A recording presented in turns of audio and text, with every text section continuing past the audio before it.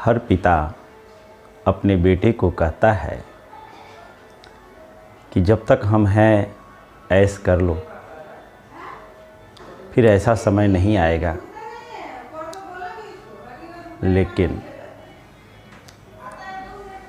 इस बात में बिल्कुल भी सच्चाई नहीं है। संत कहते हैं कि तू किसे कह रहा है कि तेरे मरने के बाद उसके जीवन में दुख आएगा। अनेकों महफिल सजेगी, नए कारवां होंगे। अनेकों महफिल सजेगी, नए कारवां होंगे, मगर तू नहीं होगा, न तेरी कोई कमी होगी। मित्रों, सच्चाई तो ये है, अनेकों महफिल सजेगी, नए कारवां होंगे, मगर तू नहीं होगा, न तेरी कोई कमी होगी।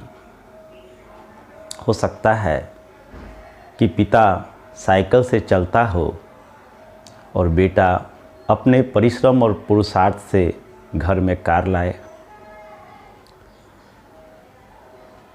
तो ये कैसे आप कह सकते हैं कि हमारे नहीं रहने के बाद तुम्हारे जीवन में खुशियाँ नहीं आएगी। संत कहते हैं अनेकों महफिल सजेगी, नए कारवां होंगे। अनेकों महफिल सजेगा, नए नए काम होंगे, मगर तू इतना याद कर, तू क्यों इतना अकड़ता है। तू नहीं होगा और ना ही तेरी कोई कमी होगी। आप अपने जीवन में परिश्रम पुरुषार्थ करके कितना कुछ किए, इसका कोई मूल्य नहीं होगा आपके नहीं रहने के बाद। दुनिया आपको याद करने के लिए बैठे नहीं रहेगी। हम देखते हैं अधिकतर गार्जियन इस बात का टेंशन लेकर के मानसिक रोग से ग्रसित हो जाते हैं कि मेरे बेटे का क्या होगा, मेरी बेटी का क्या होगा, इन लोगों के जीवन में कैसे सुख शांति का आगमन होगा, कैसे ये सफल होंगे। इस तरह के विचार कर कर के व्यक्ति मानसिक रोगों का शिकार हो जाता है, जबकि इसमें सच्चाई जरा भी नहीं है।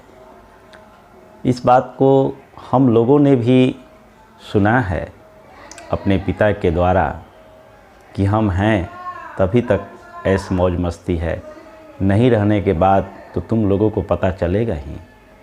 लेकिन मित्रों, सच्चाई बिल्कुल विपरीत है। हम दो भाई हैं और दोनों भाई अपने अपने क्षेत्र में बहुत ही सफल हैं। आज हमारे पास सब कुछ है जो एक सुखी व्यक्ति को सुखपूर्वक जीवन जीने के लिए आवश्यक होता है, और आगे का जीवन भी उज्जवल ही है, क्योंकि अब हमें धर्म का ज्ञान हो चुका है। हमारे जीवन में जो घटनाएं घटेगी उन सब के पीछे हमारा अपना सोच होगा, हमारा अपना कर्म होगा। तो कोई पिता अगर ये निर्णय करता है कि मेरे नहीं रहने के बाद तुम लोग के जीवन में दुख आएगा, मुसीबत आएगा, तो यह उसके अज्ञानता के कारण ही है। हर व्यक्ति इस जीवन में अपने अपने कर्म संस्कार के अनुसार ही सफलता और असफलता को प्राप्त करता है। एक बात महत्वपूर्ण है कि माँ बाप के किए हुए कर्म का परिणाम बच्चे के जीवन में आता है। इस चीज़ को हम स्वीकार करते हैं। हमारे पिताजी अपने जीवन काल में अपने अभाव में रहते हुए भी दूसरों को सेवा करते रहे, सहयोग करते रहे। उनके पास जो भी आया और जो कुछ मांगा, यथासंभव अपने ऊपर कर्ज लेकर भी लोगों का मदद किए, और उनके द्वारा किए गए पुण्य का परिणाम हम दो भाइयों के जीवन में घट रहा है।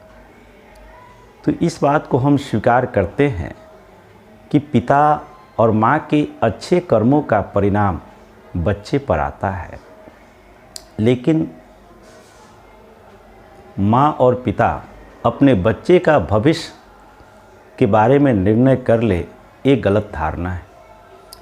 क्योंकि कई बार ऐसी घटनाएं घटती है कि पिता के द्वारा बहुत संपत्ति पुत्र को दिया गया, लेकिन पुत्र अपने ही जीवन काल में उन सब को समाप्त कर देता है और रोड पर आ जाता है। और कई ऐसी घटनाएं हैं जिनका जन्म एक गरीब परिवार में होता है और उस व्यक्ति का अच्छे कर्म रहते हैं, तो उस व्यक्ति के अच्छे कर्म के अनुसार ही वहाँ जो चेतना आती है आपके पुत्र के रूप में, वह भी पूर्व संस्कारित होती है।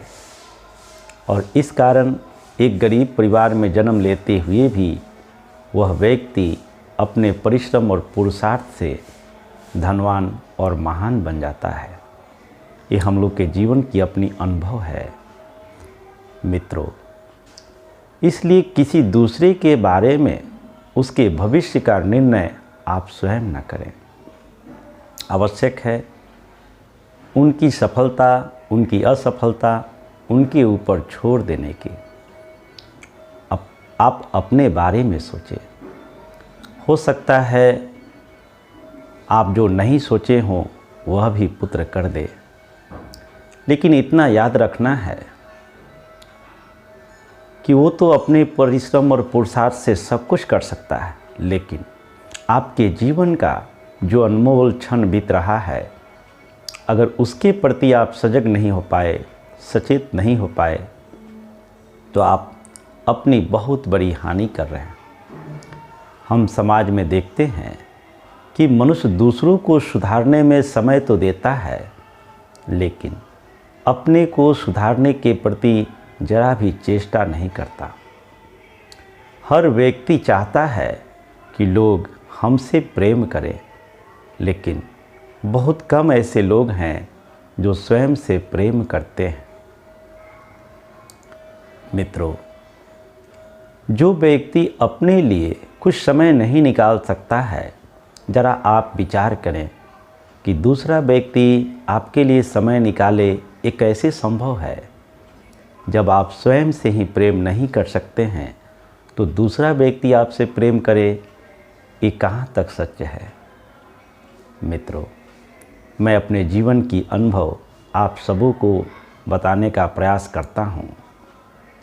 आप सब काम करें, लेकिन अपने लिए कुछ समय ज़रूर निकालें। आज हम भी 11 से 12 घंटा फैक्ट्री में समय देते हुए भी ध्यान कर लेते हैं, साधना करते हैं, तो क्या आप अपने लिए थोड़ा समय नहीं दे सकते हैं? अगर आप अपने लिए थोड़ा समय नहीं दे पा रहे हैं तो ये बहुत बड़ी भूल कर रहे हैं, और इस भूल से ऊपर उठने का प्रयास करें। बच्चे के बारे में इतना न सोचें, वह अपने बारे में सोच लेगा, क्योंकि उसके पास तो ज़्यादा समय है आपसे। आप अपने बारे में सोचें, अपना भविष्य का निर्माण करें, अपने चित्त को निर्मल करने के लिए कुछ समय दें, बहाना न बनाएं। सचेत हो, स्वयं को जानें, सत्य को जानें। इन्हीं शब्दों के साथ आज की वाणी को विराम देंगे। आप सबका मंगल हो, सबका कल्याण हो, सबका भला हो।